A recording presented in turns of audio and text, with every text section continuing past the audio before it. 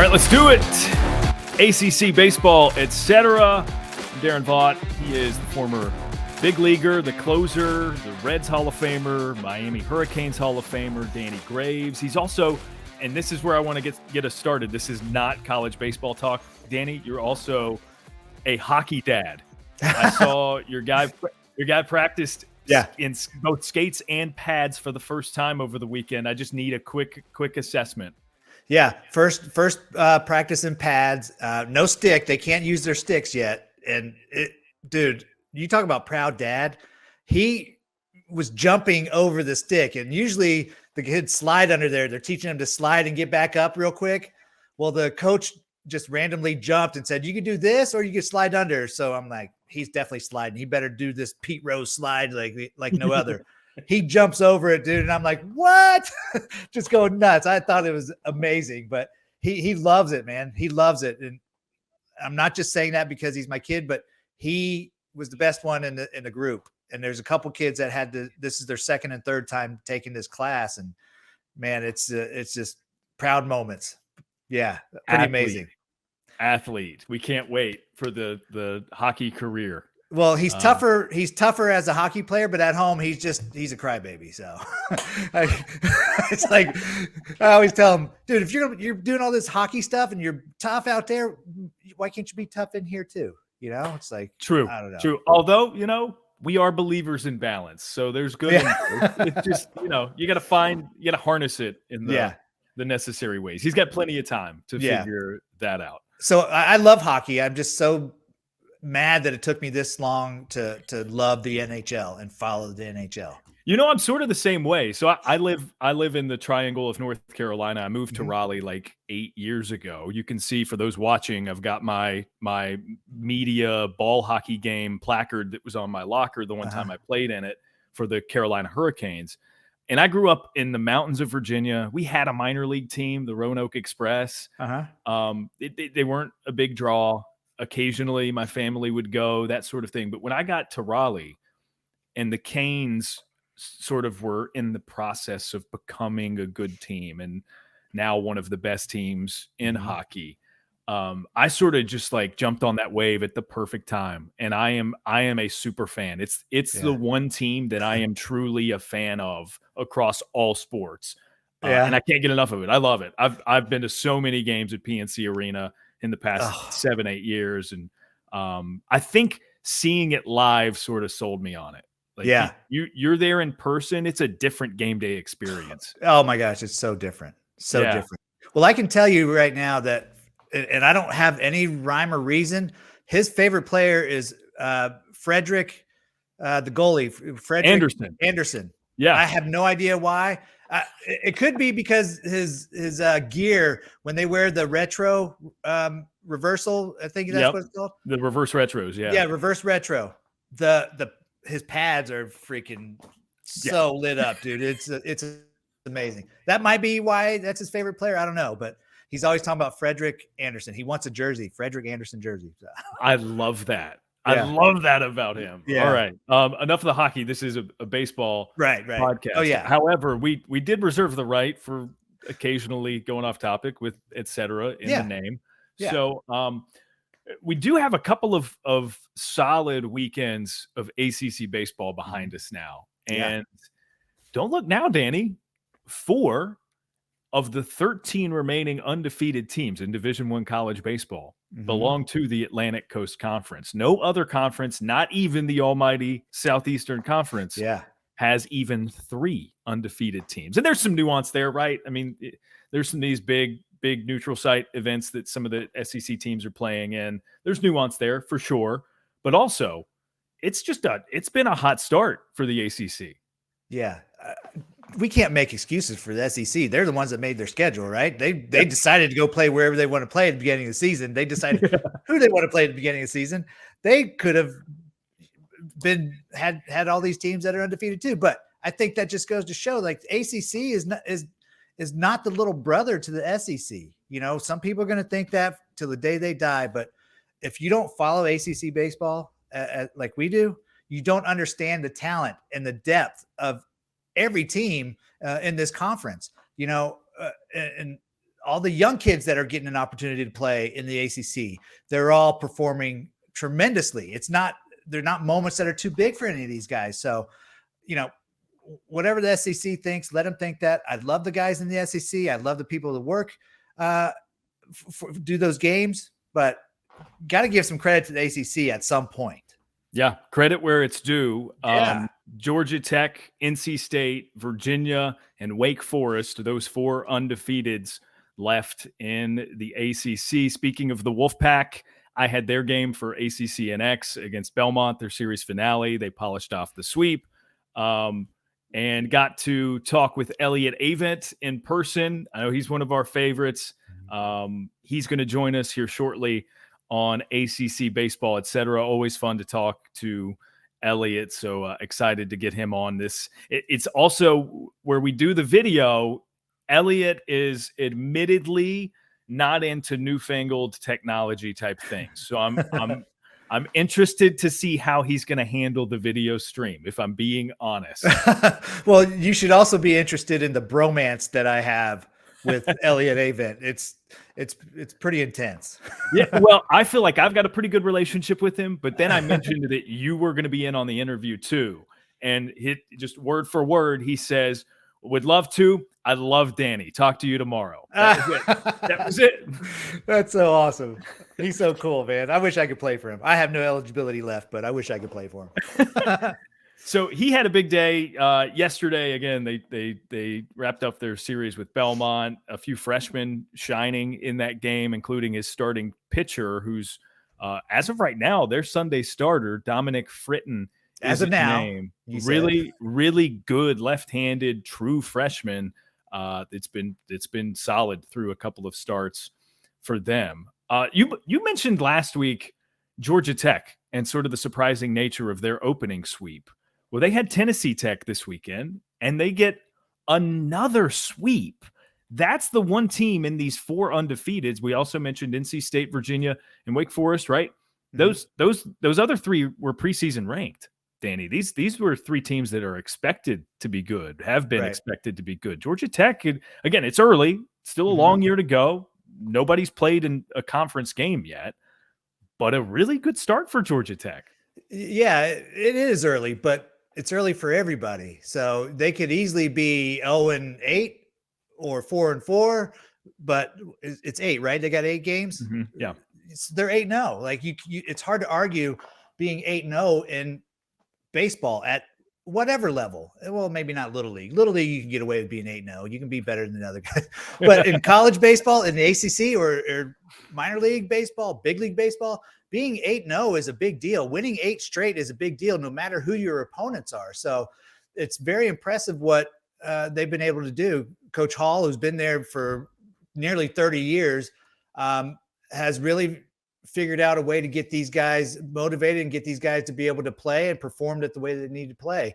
And being 8-0 at this point, when they go into the ACC schedule coming up here soon, they're going to have a lot of this momentum, so to speak. They're going to have a lot more belief in themselves and their abilities by the time they get to that schedule. If they're 4-4 or they go in with a losing record into the ACC play, I mean, then now you're questioning yourself. Now you're wondering, are we good? Do we belong with these guys?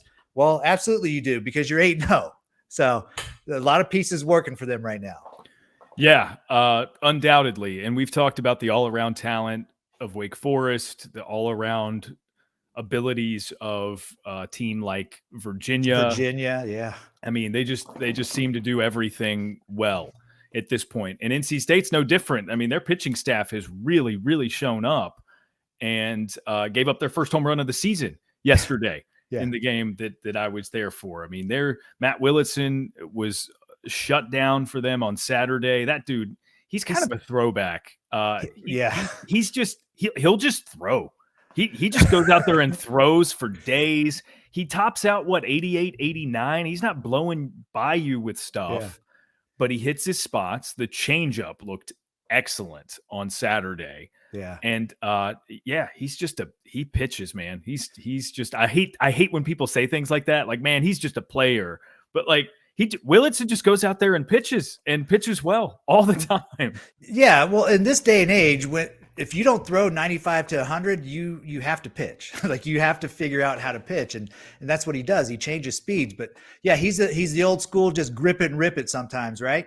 But his changeup is so good because his arm speed, his delivery, his arm action it's the same as his fastball. So, if he throws 88 and his changeup is 5 to 10 miles an hour slower with the same arm speed, you're going to be tricking a lot of people. So, like the way that he's pitching right now, he doesn't seem like the same Willitson as the last 4 years that he's been there. This is a guy that has taken leadership in his role as a starter. He's the veteran guy and he's leading by example, and I love what he's doing.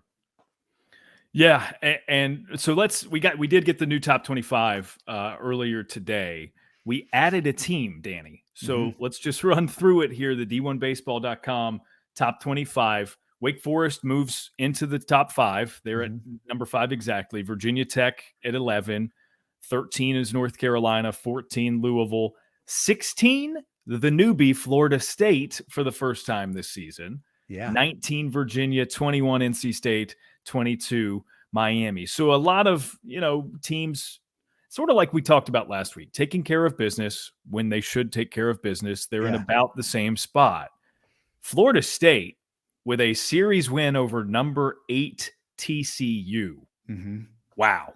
Big weekend. Huge weekend for the Seminoles. Yeah.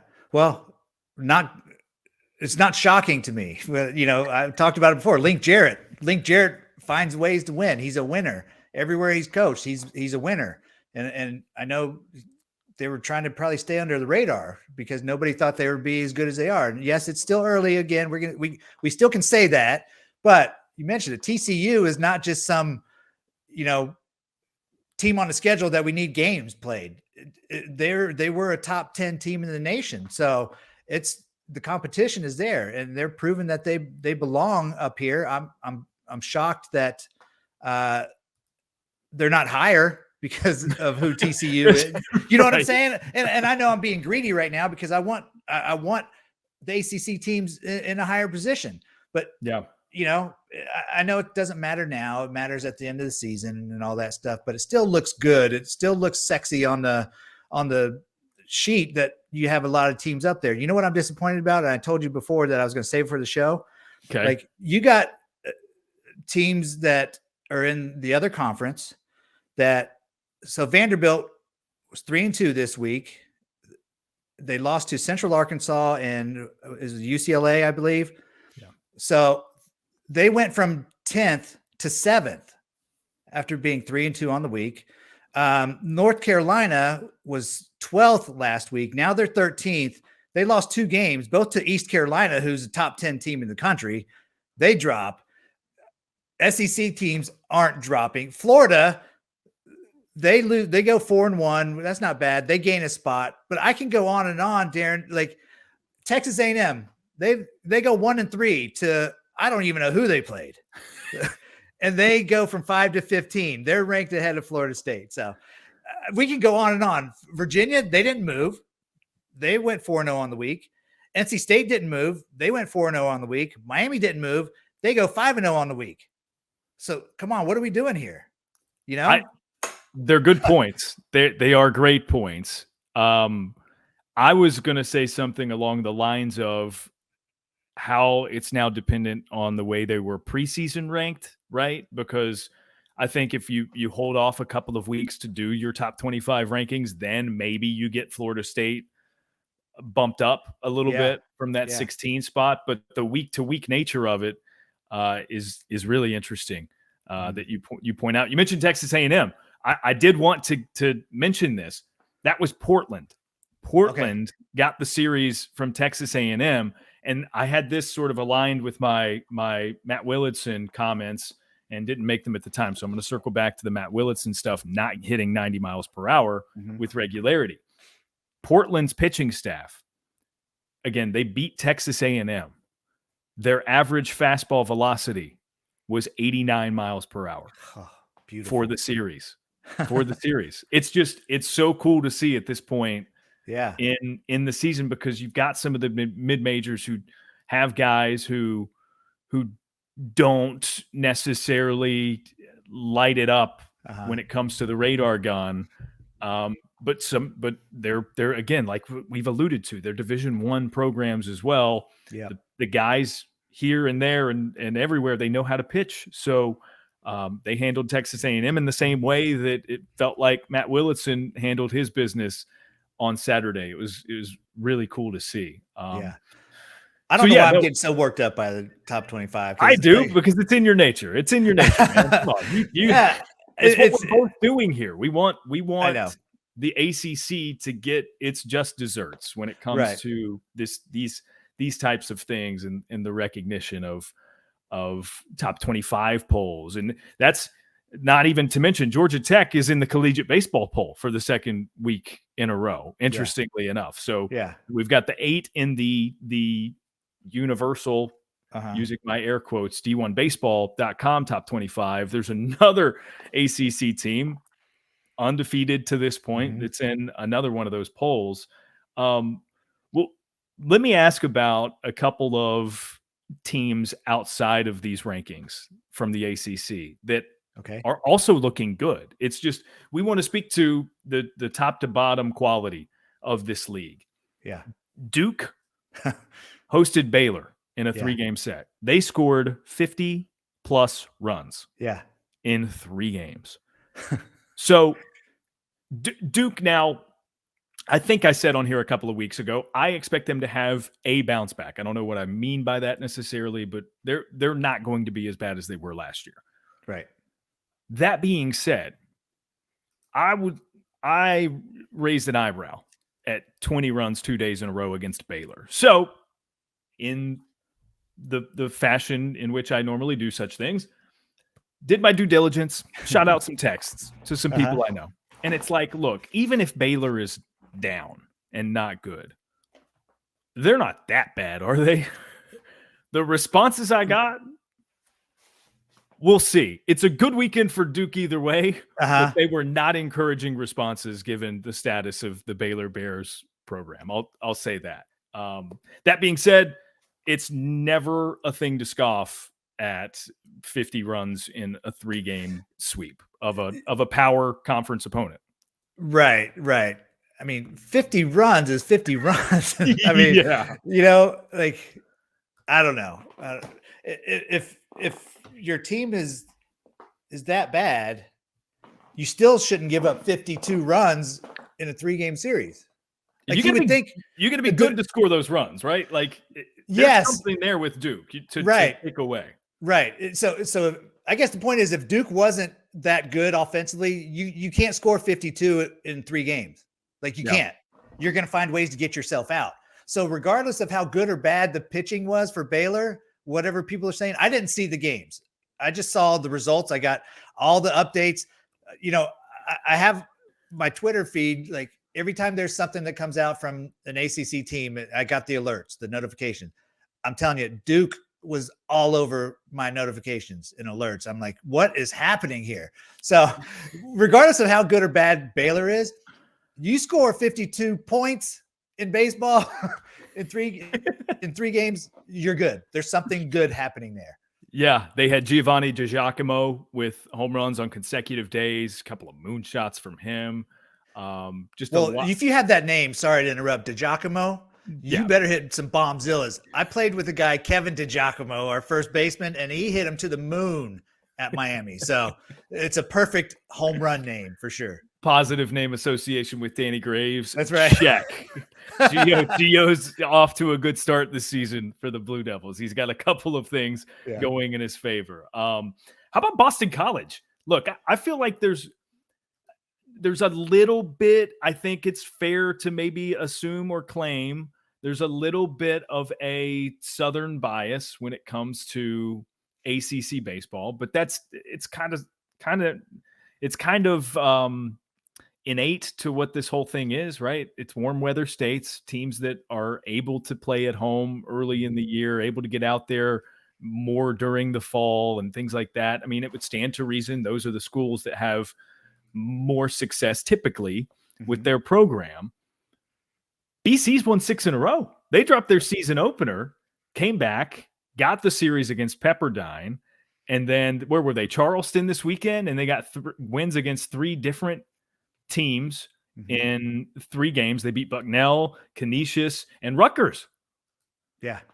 And that's with Travis Honeyman sort of being off to a slow start. I pulled up his numbers. I didn't see any of these games, but I pulled up Honeyman's numbers, who's, I think, deemed to be by just about anybody who knows ACC baseball their best hitter.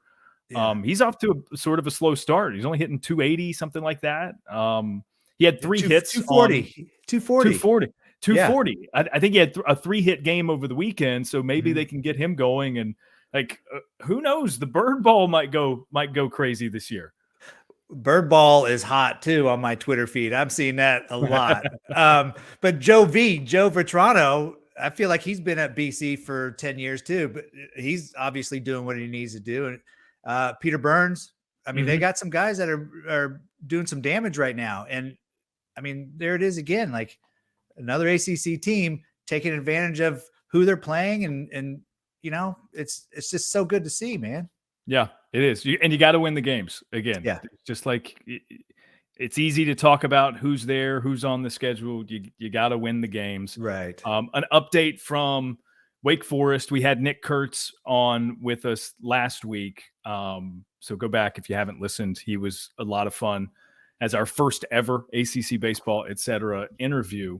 We talked after their first weekend about Brock Wilken being off to a slow start, 2 home runs in their 4 games. He was 2 for 12 on the weekend, I think. Well, he's come roaring back, right? He's got 6 home runs on the season now. And how about this, Danny? It came across my feed that Brock Wilken, of active collegiate baseball players at the Division I level, is the career home runs leader right now. He's got 46 for his career as a junior at Wake Forest.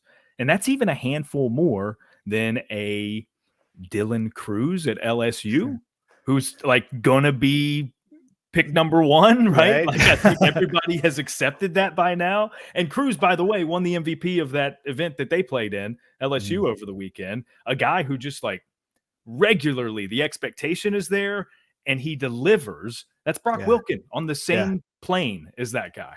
Yeah. And you know, Brock Wilken could be the number 2 pick. Who knows? I mean, the potential that this kid has, and we've watched him since he was a freshman at Wake Forest and doing damage as a freshman. And he continues to get better. He continues to get stronger. He's hitting balls opposite field that like he shouldn't be hitting there, and they're home runs. You know what I mean? Like, he's got so much power. It's ridiculous. So the upside there for Brock Wilken is crazy. And I know that he doesn't get the publicity that, you know, other guys like Dylan Cruz gets, but I don't think he cares. He's just going to go out there and he's going to put up the numbers, and whatever happens, happens. Yeah. Another ACC player that I saw again in person yesterday. So there's a top of mindness when it comes to him, who's having a really good start to his season. Peyton Green, the shortstop at NC State. You mentioned an Apo Taco. He hit one, I think it was Saturday this weekend, that was a monster blast, just going the other way with it. He's put on some weight. He's shored up his defense at shortstop. He looks like a really complete player for Elliott Avent, who we're going to catch up with here shortly. But before we do that, I put out the messaging that we were going to try. I said we're going to try to do like a mailbag of sorts. So put it out there. Hey, send me some questions. Danny and I will answer them. It's about anything at all. You're welcome to do so for next week if you want to get ahead on such things. We're on Twitter at ACCBSBETC. If you would like to send a question our way, we'll answer it next week. But I chose one, Danny, that I like in particular, because we've got one more full weekend of non-conference play before we get to ACC teams pitted against one another every weekend. This question said, and it's from Brandon 2 on Twitter, of the non-conference games or series left on the schedules for ACC teams, which are you most excited to see? Now there's a process here, right? You immediately think, okay, what's out there? Is anybody playing an SEC team? Is it a full series? Is it a midweek, one game? So you got to do some digging. I've got an answer for this. Normally, my answer for this would have been North Carolina, East Carolina. It's a series that I've covered before. It took place this past weekend, although Saturday, I believe, was the game that was postponed. So assumedly, they might make that up at some point. So there might be one North Carolina ECU game hanging in the balance for later in the year. We'll see. My other one is a North Carolina game as well. They're going to play the Gamecocks of South Carolina on April 4th at Truist Field in Charlotte, site of last spring's ACC championship, home of the Charlotte Knights, the AAA affiliate of the Chicago White Sox. And that is a bona fide South Carolina team at this point. One of the remaining undefeateds in college baseball. We all know North Carolina has high expectations for this season too. Preseason ranked, continuing to be ranked, despite dropping the 2 to ECU over the weekend. So I'm excited to see that one. A cool neutral site game that's for me personally sort of in my backyard. Something that I might even go to Charlotte just to be there for. That would be awesome to go to that series. Or it's just one game, you said, right? Yeah, just the one game. Yeah, just the one game. Well, I can tell you, I can just think that North Carolina would have the home field advantage because Vance Honeycutt and Mac Horvath, they dominated at this park last year in the ACC championship. So they know what it's like. They know the ball jumps out of there. So don't be afraid if you see a bunch of balls leaving the yard, hitting in buildings in the background. But the team, the games that I think are going to be huge non-conference games. And I thought it was only one game, but I see right now it's 3 different games on 3 different Tuesdays. And that is Florida and Florida State. Why they don't play each other in a 3-game series anymore, but these are 2 teams now that are ranked 16 or higher in the country. 2 great powerhouses that they've, for decades. And how these aren't like big weekend series games, I have no idea, but it's ACC powerhouse against SEC powerhouse. To me, this is the games, the series, whatever you want to call it, that I'm looking forward to. Yeah. Battle of Florida. That is not including Miami. That is an interesting, way to squeeze that one in. The proud hurricane that you are. It's an interesting setup. No, 3 different Tuesdays. Yeah. You sort of cobble together what is ultimately a series of sorts on the season. But those are, every single time out, that's going to be a new. There's going to be new buzz and new anticipation surrounding each one of those because they both have games in between. Right. So that's funny you say that. I want to tell you like who they've got. So Florida State, before their first meeting against Florida on March 21st, they have a weekend series prior to that against Boston College at home. After they play Florida on Tuesday, they go to Virginia that weekend for 3 games. Then they go to Florida the following Tuesday, and then they go to Miami for the following weekend.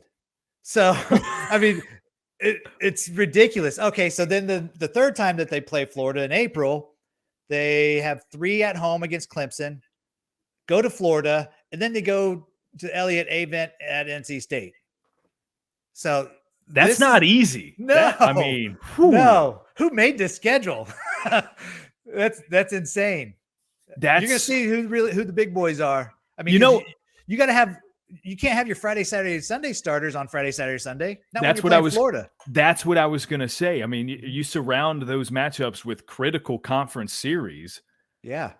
I'll be very interested to see what either team does with a pitching staff and how they manage that, on consecutive Tuesdays with conference stuff in between. That's going to be fascinating. Yeah. You're not going to just throw your young guys, the midweek starters against Florida or against Florida State, right? You got to throw like you're going to be trying to win those games. Yeah, absolutely. The Friday games and all of those series are going to be interesting because how deep will they let their Friday guy go? Is he going to go 4 or 5, or is he going to go 7 or 8? because they might need him on Tuesday. Yeah. Thankfully, I'm on this side, and I don't have to make that decision.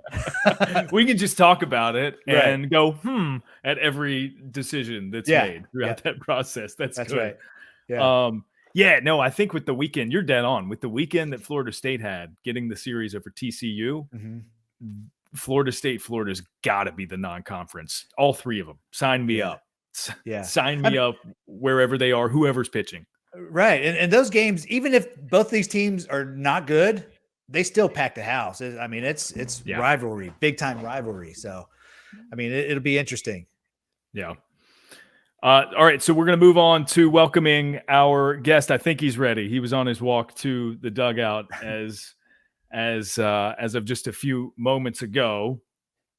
So now we welcome in Elliott Avent, the head coach of the NC State Wolfpack, one of 4 remaining undefeateds in the ACC, one of, I believe, 13 in the country at the Division I level in college baseball. Elliott, I know I saw you yesterday. It's still always a pleasure to see you. Thanks for doing this. I love talking baseball all the time. That's been most of my life since I was a boy, talking baseball. I'll talk it with anybody around a potbelly stove, around a bar, you name it. I'll talk baseball, but talking with you two guys is extra fun because I think so much of both of you. Well, we appreciate it, man. Another sweep over the weekend over Belmont. I was there doing the play-by-play yesterday.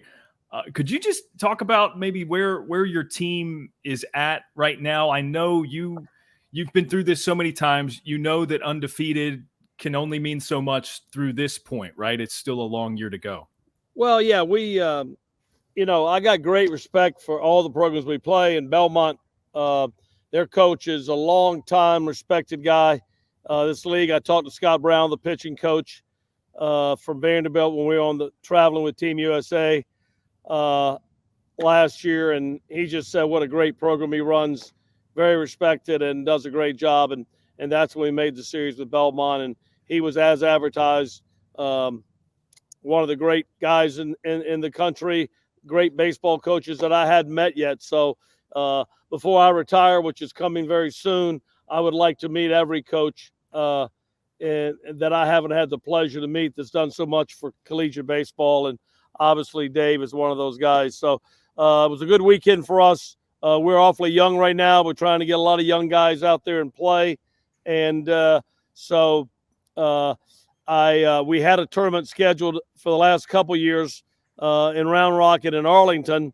And with COVID and travel adjustments, we changed those, or we would probably have been in Arlington this weekend, which is a tough field. And but we're glad where we're at right now. We're getting a lot of young guys some playing time and getting them some exposure before they go down to Miami. And Danny knows how tough that can be down at the U. So we're trying to get the young guys some playing time. And we got an NJIT team coming in this weekend who I've already heard is really good. We know what they did last year and a couple of years ago, and I've heard they're good again. I talked to the Purdue coach on Saturday morning. Well, I know Daron's going to get into this later because the young guys have been showing out. They've been playing great. I want to talk about an older guy, and this is something, Coach, that Daron brought up to me either last week or 2 weeks ago, because we talk about you every episode, just so you know. So Daron brought up the fact that you spoke to Sam Highfill about the possibility of going in the bullpen and pitching more frequently. And I'm telling you, I felt like I was ready to be a player again. He got me so pumped up, and I love the fact that you kind of go out of the box with some of these guys, but they buy in, right? Can you tell me some of that conversation that you had with Sam? Yeah, I'll tell you the exact conversation because you got it exactly right, Danny. They have to buy in. I remember when Chris Hart talked to me one summer, and we had Andrew Kisner, who was the All-American third baseman, freshman All-American third baseman. He said, Coach, want to make Kisner a catcher. And hey, does Kisner want to be a catcher? Because if he doesn't want to be a catcher, you got no shot. He says he does. And Kisner's in the big leagues today. Text with him last night. He's in spring training. He was proud of Cannon Peebles, who is one of his proteges from Richmond, Virginia. And Cannon got in and caught last night, hit a home run. And so Kiz called me last night, and we talked about that. But you talk about buy-in, it has to be buy-in. So I called Sam up to my office, which I never go to my office. It's always done in the locker room. If I go to my office, it's almost like it's an uncomfortable feeling for whatever. So I never bring anybody in there. And Sam's like, whoa, I just didn't want anybody to interrupt us. And he didn't know what I was going to talk about. And I just said, hey, Sam, how do you feel like about going to the bullpen? And after his, last year, and we decided to shut him down last year because of the back. And he lit up. He said he hadn't done it since his freshman year of high school. He thought it was a great idea. I said, are you sure, Sam? He said, absolutely. I think it might be best for everything, if that's where I can help the ball club. And we just thought maybe him not going 100 pitches every Friday night might be better for him, which will make it better for our ball club if he pitches the entire season. So, but if Sam would have even looked funny at me or said, hey, I'll do it, if he just said it like that, I said absolutely not. But he bought in wholeheartedly, and that's what you have to have with players, is buy-in across the board. Well, we know that he bought in to play first base in Omaha a couple years ago, so yeah, he'll do anything. Came here as a two-way player, and it was the back that shut that down, because he's a heck of a ball player. Coach, you mentioned Andrew Kisner. I did want to ask about the connection between he and your current freshman catcher, Cannon Peebles. Andrew Simpson, another former player of yours, and I were talking about this yesterday. How important is it for you to have those kinds of relationships with former players? And not in every case, it's going to be the direct pipeline like it sort of has been with Kisner and Peebles. But obviously, there's sort of a word of mouth type of element to recruiting, right? I mean, Cannon does not feel the same way about NC State if not for Kisner's presence in his life. And I know there are a ton of other examples of that. Yeah, actually, Cannon would not be here if it wasn't for Andrew Kisner. We didn't really recruit him. He kind of recruited us. And it's because of Andrew Kisner and his relationship and respect for Kiz. But I think relationships is what every program should be about. It's harder to do today with all the things that have changed in the game. But relationships is what we've built our program on. Trust, respect. Hopefully it leads to love. You don't expect everybody in that locker room to love one another, or maybe sometimes even like one another, but they have to love what they're doing together for a common cause. And that's how we've tried to build a team here ever since we've been here, and it's worked out for the most part. Coach, has there been a different philosophy with the pitching staff this year? I know it's early, it's 7 games, but still the numbers that your staff is putting up right now, no wild pitches, by the way, and I'm sure that has to do with the catchers as well, but no wild pitches. The only ACC team that has a pitching staff with 0 wild pitches, only 1 home run allowed in 54 innings. That is a ridiculous number. What's different this year? Well, I think a lot of things. One thing is the Clint Chrysler. He's an unbelievable pitching coach. He does a great job, not only with pitching. He's just a baseball player. He played 2 ways at Stetson, played minor league baseball for like 9 years, got to AAA, and he's a regular guy, and everybody loves him, and he communicates so well with his pitchers, and they respect what he does, and they listen. And I'm a big believer in throwing strikes. That's always been my thing, is throw strikes and see what happens. And when we hired Clint, that was his philosophy. So I knew right away within the first 10 minutes of our conversation, he was the guy for us. And so he believes in pounding the zone, and it's been very well. And now you got analytics in the game. We used to talk about he's got a heavy baseball, or the ball rides pretty good, all these things we talk about. And now they got numbers with analytics that actually tell you why that is true. And our staff has done a great job with that. And we've been very successful so far. But it's, the toughness of this league, and how our schedule is with the guys you got to play in our state, and how it's going to get tougher and tougher and tougher. But right now we're very pleased with what the young pitching staff has done. Yeah, the youngest of those made a start, just his second for you yesterday, Dom Fritton, which you're throwing me off with guys like he and Rio Britton, too many rhyming names, man. It's tough for me to keep sorted out. I know Simpson had a problem with it yesterday. I kept referring him to him as Britton instead of Fritton. I had to correct him a couple of times. So you can give him hell for that next time you see him. But Frit was really good, right? And he's got that little slide piece that works well to his advantage. He seems very, very mature, because, I mean, he did not look like a freshman in that Sunday start yesterday. What, 6+ innings, 6 or 7 strikeouts? Yeah, Daron, you're exactly right. He's a true freshman pitching at this level on a weekend. You know, not a lot of guys have done that. There's been a few, but not a lot of guys have done that. And he's very mature, as you said. He's left-handed, which never hurts in this game. And right now he's pounding the zone with a pretty good fastball. His slider is going to continue to get better, and he's got a pretty good changeup. Yeah. And then I've got one more freshman I want to ask you about, because if you recall, we talked in the preseason, and I asked you specifically about Cannon Peebles and then this guy, Eli Serrano III, just because of my familiarity with them. They've both come up through the USA baseball system, and I'd seen them plenty. I knew you had a couple of dudes coming your way, right? So in my mind, I think the question at that point was, is it possible these guys are going to get some early ABs for you? You've got your established pieces at those two positions, but is it possible? And you, in typical Elliott Avent fashion, you didn't want to guarantee anything. You said, yeah, no, they're freshmen, but then I get to call the game yesterday. It's the first time I've seen you guys all year, and come to find out they both hit their first career home runs. Eli looked good at the plate. Yeah, he's got a good little swing. He's first of all, his mom and dad were great athletes as well. So it doesn't hurt to have it in your genes, right? 2 big-time athletes. Clint actually says mama was better than daddy, and I know daddy played pro ball for a long, long, long time with Bo Robinson and Clint. So pretty good lineage there for Eli. But he loves to play. He's a great kid, great personality. And I don't know who was happier when he hit that home run, him or the dugout yesterday, because he's well-loved here. But the thing he's done very, very well is he's made himself a really, really good first baseman. He's an outfielder and can play good outfield, but we needed him at first base this year, and he's gone there and worked and turned himself into a pretty good first baseman. I always compare him. I think they compare him to somebody else. I always compare him to Bellinger. And he can go out and play the outfield. He can play first base. He's a left-handed hitter with a lot of juice. And,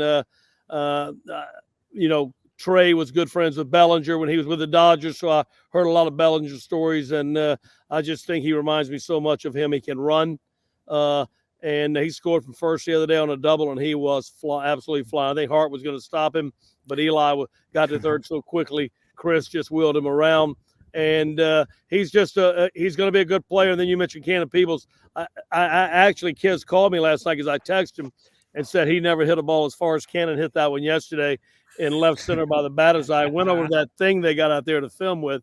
Yep. And but the great thing about Cannon, he worked so hard in the fall after coming in with the surgery, and so he missed the fall, and he worked so hard when he was allowed to do anything to come back, and then this preseason. So he's just starting to be able to work a lot, and he is a worker.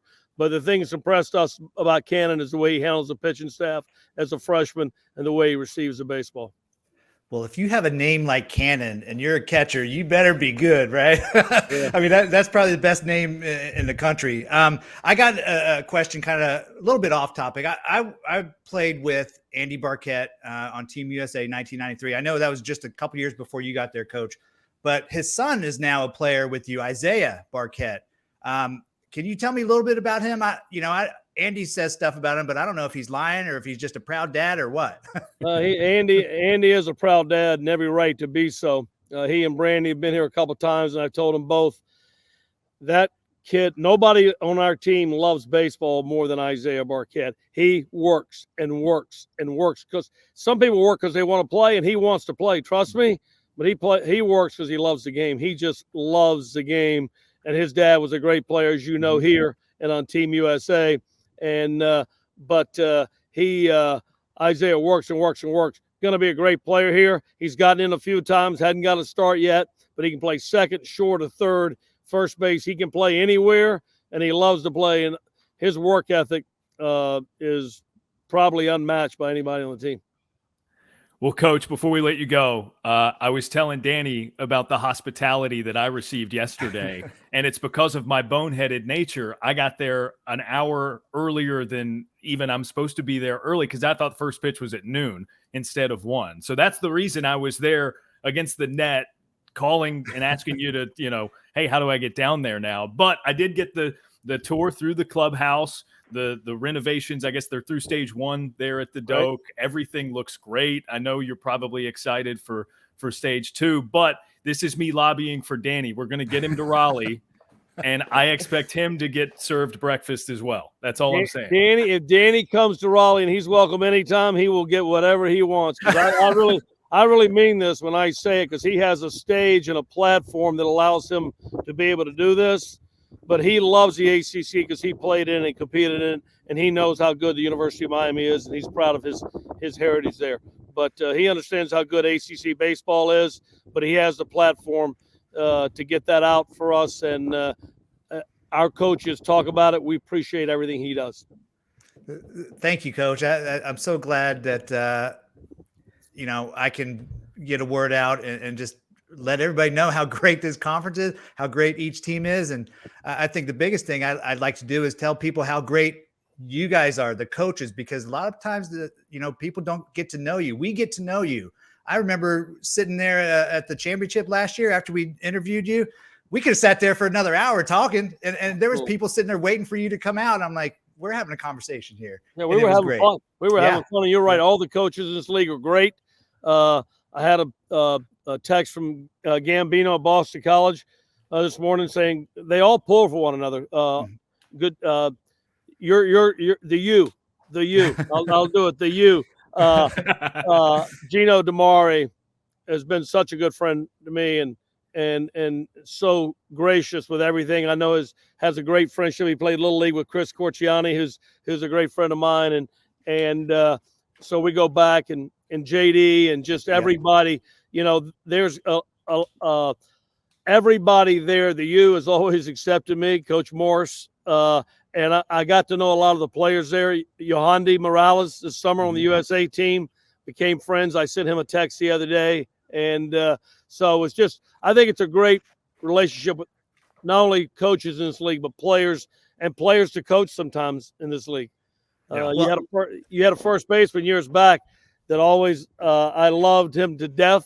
And now he's up. I went out to the All-Star game to see Trey and Carlos, and there he is on that big stage out there and doing some stuff for the draft. And Yonder Alonso, I got so many special as a judge there. Joe Martinez, who was we went to a super regional there one time. He was my host, and we still keep in touch. So I have a great affinity and affection for the University of Miami and their baseball program. Well, I can assure you, as much as I love the U, I love the ACC even more. Like it's you guys have made this so easy for me to love and so easy to hype it up. So I thank you for that, Coach. Well, it's good seeing you two guys, Daron. Good seeing you in person yesterday, Danny. I look forward to seeing you soon, and y'all have a great spring following ACC and college baseball. We certainly will, Coach. Appreciate the time as always. We'll see you again soon. Thank you. I love talking to that guy. It never gets old. Like I said, I just saw him yesterday, and he lit up when he saw me. It's genuine. I appreciate that about him. And even just, me getting there early, I was talking to scouts 3 hours before first pitch, wondering, why is nobody here yet? So it was nice of him to have me down through the clubhouse and even to be like, hey, grab some breakfast and come sit in the dugout and watch BP with me. It was fun. Well, his word is as good as anybody's, but we do have proof that he invited me there to do whatever I want and have whatever I want. He did not just accept my offer of getting you food. Yeah. He said, Danny can do whatever he wants here. We cannot let that go to waste because you're right. He's a man of his word. Can I have an NC State hat? Can I have one of those camo tops made with my name on? We have not broached that conversation with this visual component of our show yet. But now that you mention it, any of those ACC teams, communications people listening, or coaches or players, because we know they do as well, we like gear. Yep. Yeah. I mean, we should make it a point to whatever guest we have, we wear that hat or that shirt or something of their school. Yeah. You know? Oh, I can't wait for those messages on Twitter when we post the clips and you and me are decked out in the NC State gear to talk to Elliott Avent. And yeah. Or if we get you in a Florida State cap, if we talk to Link Jarrett or somebody there, I mean, your comments are gonna be a mess. Yeah, if that actually happens, and I would do it because I'm a team player. But if that happens, I might not be welcome in Coral Gables anymore. All right, we're gonna try to prevent that. Yeah. But again, we do like gear, so something to stow away in the back of your minds. Those of you listening who have direct affiliations with these programs that we cover. Let's move on, shall we? Let's go to the Hall of Name. This is the last thing we do every week. Danny, the closer of his great prolific career that he is. We let him close every show by giving a small look into his experiences as both a college and professional pitcher. Here's how it works. It's called Hall of Name. I pick a former teammate of Danny's from any level. I simply give him that person's name, and he has to tell us the first story, interaction, or anecdote that comes to mind. I have been trying to make a point, Danny, of not choosing these beforehand. I've got this comprehensive list. So for those of you who maybe didn't listen to our first couple of episodes, we have gone through Ken Griffey Jr., as Danny was his teammate with the Reds, and then Pedro Martinez, who was a teammate of Danny's for like a couple blinks of an eye and still managed to leave an impression because Pedro was Pedro. Yeah. So we said last week, I think I'm going to dig a little deeper here. We're going to go to your ACC days as a player at the University of Miami. Okay. And let's see here. Do you have them broken down as like Miami teammates and I do. Yeah? Wow, that's some is research right there. This is me putting in the man hours. That's right. What it is. I love it. Let's go. I went broader, sort of low-hanging fruit with the other ones. Let's do that for Miami. You were a teammate of Alex Cora's at Miami. Yeah, I was. Yeah, so Alex Cora, you know what's funny about Alex? He came in as a freshman and I was a junior. And of course, we all knew who Joey Cora was, his brother that was in the big leagues. So we just thought like, oh my gosh, your brother's a big league player. This is so awesome. So cool. Well, so when it was funny because when we started that season, for some reason, I don't know why this happened. I'd have to ask Alex one day. Whenever we scored runs, you know, and the whole team would go out there and do the helmets and high fives and all that. Me and Alex would stay back and say, nope, we're going to act like big leaguers. So we would stay back in the dugout and wait for them to come to us. And then we'd high five them. So it just became something. Anytime we scored, either him or me would say big league. So, and we would just sit there and wait. And it was so cool. We thought we were so cool doing that. Alex at that time too, like this isn't a funny story, but it's just a testament to the kind of player he was. I'd never seen anybody with the hands that he had as a college freshman. And of course he excelled in the big leagues too. And with the same kind of defensive skills, but his hands were so ridiculously quick. Like you didn't even think he caught the ball when he was getting rid of it. And he was playing third base. He wasn't playing shortstop yet. We had Mike Metcalf playing shortstop, and a very good player too. One of the fastest guys in the country at that time. But Alex played third base. So I always loved feeling my position. So anytime there was a bunt down third base line, I would always want it. But Alex was so good. Like he'd get it just about every time. And it made me so mad. Like, I'm like, dude, I want to play too, you know, let me play. But he was so good. He was such a good teammate. I don't know, man. Like, I just feel bad that he had to go through some of that stuff at the big league level, sure. You know, with the teams and the stuff that happened. But honestly, like great teammate. And, we did battle it out one at bat in LA when he was with the Dodgers.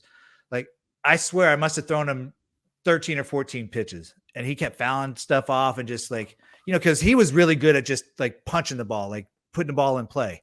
Yeah. And then finally I tried to throw a fastball in on him, and he turned on and took me deep at Dodger Stadium. I'm like, I started cussing. I'm like, this dude, he's supposed to be my friend, and he just jumped me right there. I was so mad. I was so mad, dude.